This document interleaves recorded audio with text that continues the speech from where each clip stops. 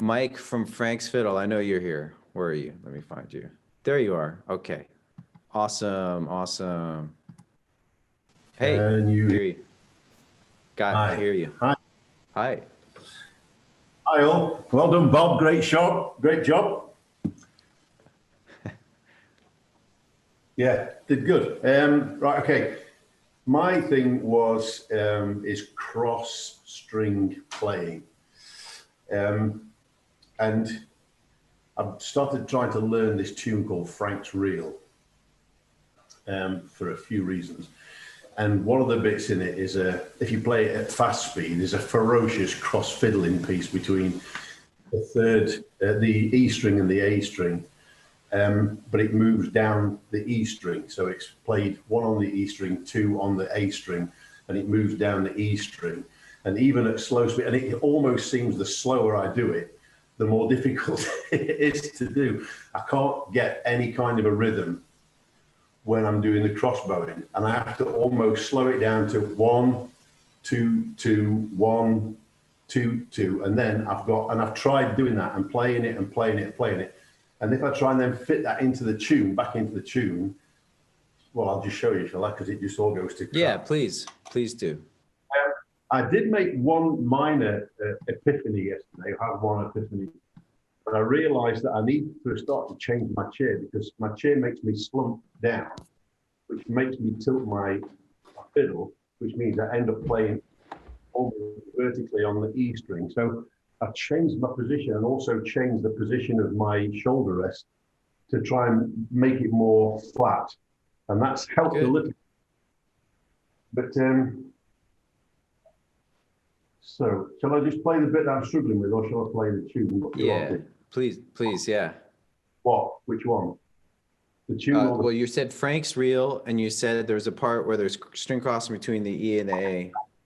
Right. So it's actually the B part. The B part is played on this. And,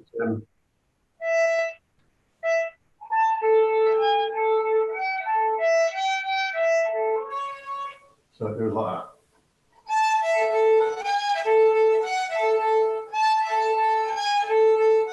Oh, that's actually not too bad. But that's like a third of the speed of the actual tune itself.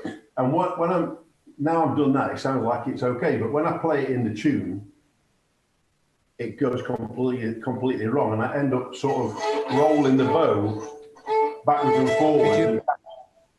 Could you do me a favor and play a little bit more of the tune, but at that speed, or little whatever speed is comfortable?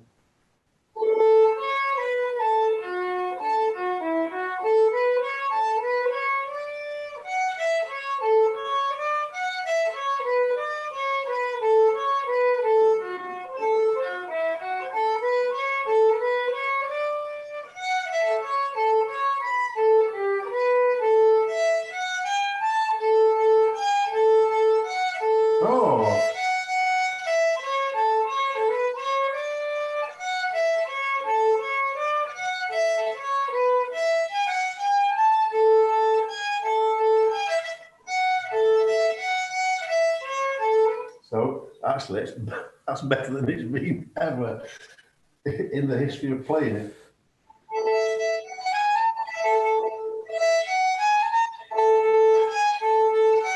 It's that rocking of the shoulder, and I think what I've been doing is I think I've been doing it with my wrist instead of with my shoulder or whatever it was I've been doing. It just doesn't make the bow. The bow doesn't go up and down. It rocks backwards and forwards, and I can't seem to make it go up and down and then across the strings. Do you understand what I mean? Well, it would help me if we take that part, and now let's do just that part. It's something like, could you play that a little faster? I'll try.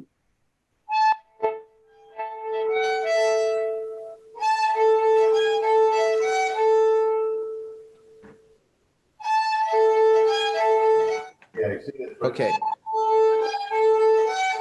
Oh, that's okay. And now, could you do a little loop for me, please? Could you do like E 3, 2, 1, E? and just loop that.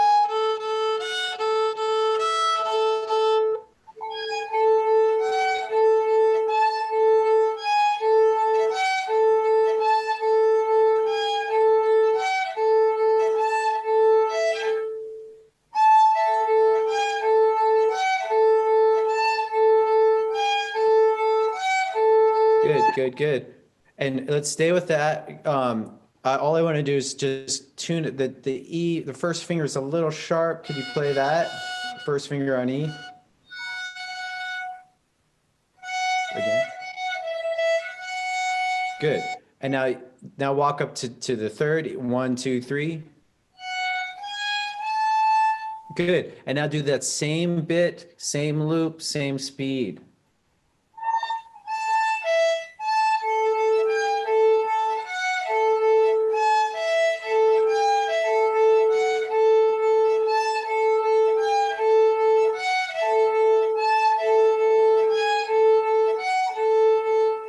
Can you see that the bit that I'm getting? I don't seem to finish the first string before I'm rolling onto the. And I don't know if am I using my shoulder when I shouldn't be, or I just seem to roll onto the string instead of playing the strings individually. I seem to roll between the two, and it's sort of. I don't know if I'm using too much shoulder or what. There's something just. I honestly, I don't think you're doing anything technically wrong. I think you're just starting to approach the speed limit where it gets a little sloppy. You can still do it and keep in time, but if but there's things you can do to clean it up, but it involves slowing it back down and speeding it up. So for instance, we could simplify this exercise in a nice way. Take away your fingers. Go ahead and put your left hand right here just to really drive that home. And the basic rhythm you're doing is open E to A twice like this.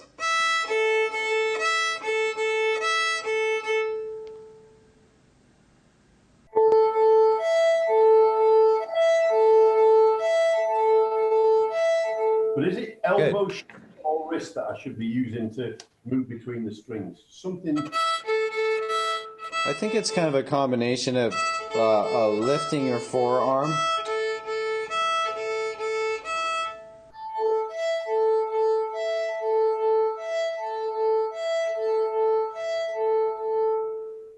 Good. And another thing to keep in mind, string crossing, is sometimes, especially with the E and the G strings, people go too far.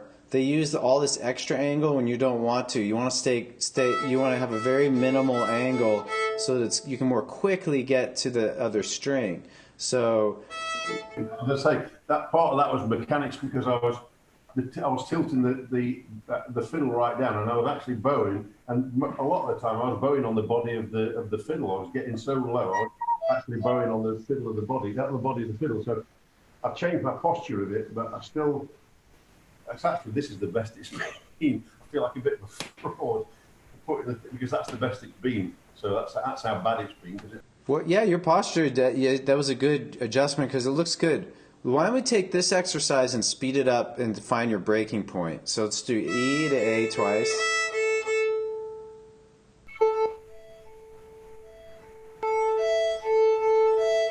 Okay, good.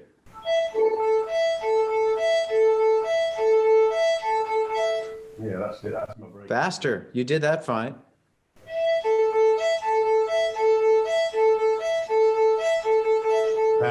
Okay. So there. So okay. So let's pause. So if you really wanted to work on this, like you would start here, and I would recommend using a metronome. And if you wanted to get scientific about it, you could say, this is the fastest I did this today, and just take notes every day. And eventually you will notice that you can play this thing faster. But then let's go back to the original piece. Let's go back to the previous loop, E, more slowly again.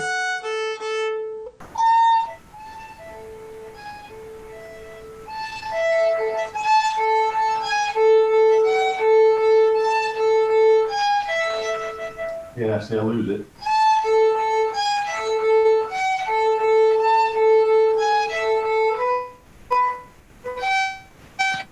Okay, I have another suggestion. No, good, you're doing well. Another suggestion. So when you're doing that, keep your fingers down. So two things: keep your fingers down, and don't lift them as much. So watch for a second, please. So we're gonna go E3. Lift just a teeny bit. Lift a little. Always keep the first down in this particular exercise, and then always keep that first down.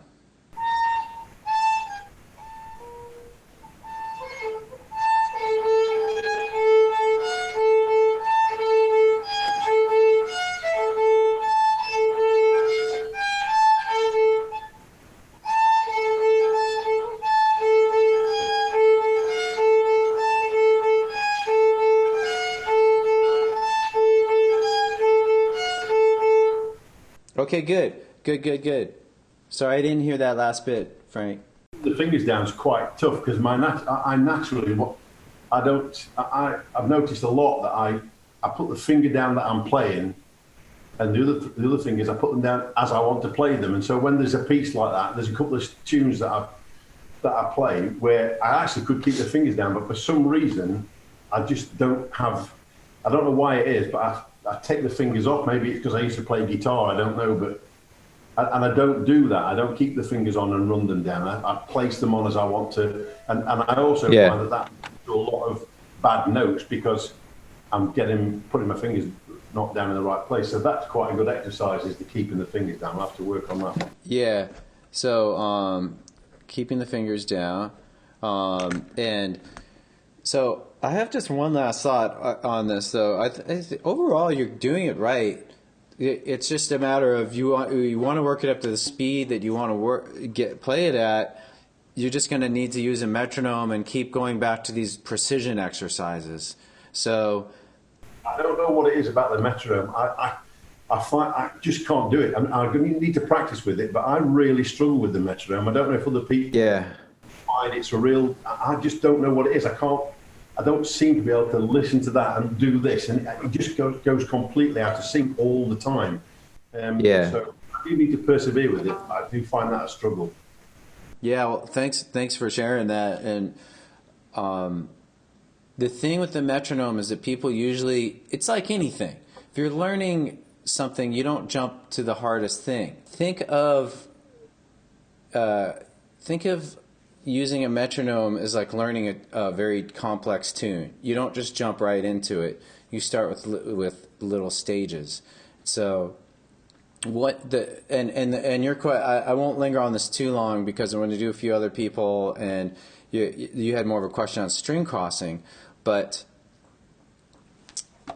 when you start using the metronome, you would start with something very simple. You honestly just start with 1-to-1 playing. Let's say your metronome is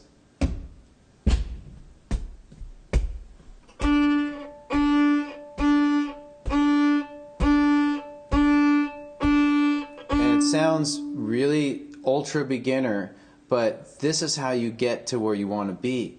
And then you would do the same thing 1-to-1. You're playing one note for every click on like a scale. And then you slowly do more challenging things. You can do it with single notes, like say like eighth notes, like triplets will be a challenge. And then you do more complex rhythms, maybe hoedown. And then you start adding fingerings, and as you add fingers, you notice that it breaks down a little bit, and then you'll get it, and you get it. But you really have to take the metronome like anything else. It's very stepwise. It's not just, you can't just expect like, oh, I can play Liza Jane really well, and so I should be able to do it with the metronome. It's not. It's a whole skill to develop from the ground up. So just, you can keep that in mind. But thank you. Well, actually, that's the best that the string crossing has been, so maybe I just need to do more of this. And actually, when you were playing, one last thing, Mike, when you were playing, I was thinking, it doesn't sound like you have a string crossing issue. It's more of a timing issue that might happen with between the doing the string crossing and then the other parts, you know, like you may just get kind of hung up there, and then you end up blaming the string crossing. I mean, the string crossing could be cleaned up, but it's not like there's anything you're really doing wrong. It's more like when you do triplets. Like at first I thought you were playing a jig, then I was like, oh, it's triplets in a reel. I see it, and then that part is kind of difficult to when I hear you play, to hear the timing. So. I'll just give you one last exercise this is actually really simple but really challenging, is to go between triplets and eighth notes. So something like 1, 2, 3, 1, 2, 3, 1 and 2 and 1, 2, 3, 1, 2, 3, 1 and 2 and. Do it again, sorry. So we're going to do 2 triplets and then 4 eighth notes. So like 1, 2, 3, 1, 2, 3, 1 and 2 and 1, 2, 3, 1.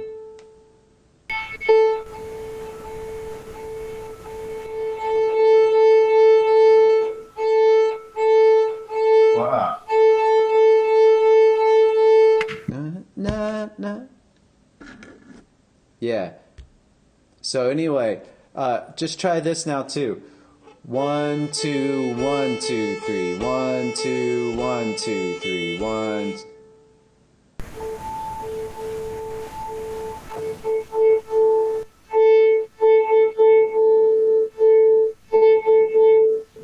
Yeah, I think that's the issue in this one, that you're experiencing here, and that little exercise could unlock it all, because it's really hard to do that. Go between the 1, 2, 3, 1, 2, 1, 2, 3, and if you could just do that all day, like do it in different ways. Do it with string crossing. Do it on a scale. Just play around with that one little thing in a million ways. And yeah, anyway, thanks for your question. And I'm just going to scan around. Does anybody else have any follow-up question on string crossing, on anything we just talked about, like metronome playing or anything? All right. I don't think I'm seeing anybody. Okay. Well, thanks again, Mike. Go to FiddleHed.com for a progressive, step-by-step course outline, color-coded tabs, play-along tracks, sheet music, and much more. Thanks for watching the videography. Excellent! And don't forget to subscribe. Thanks.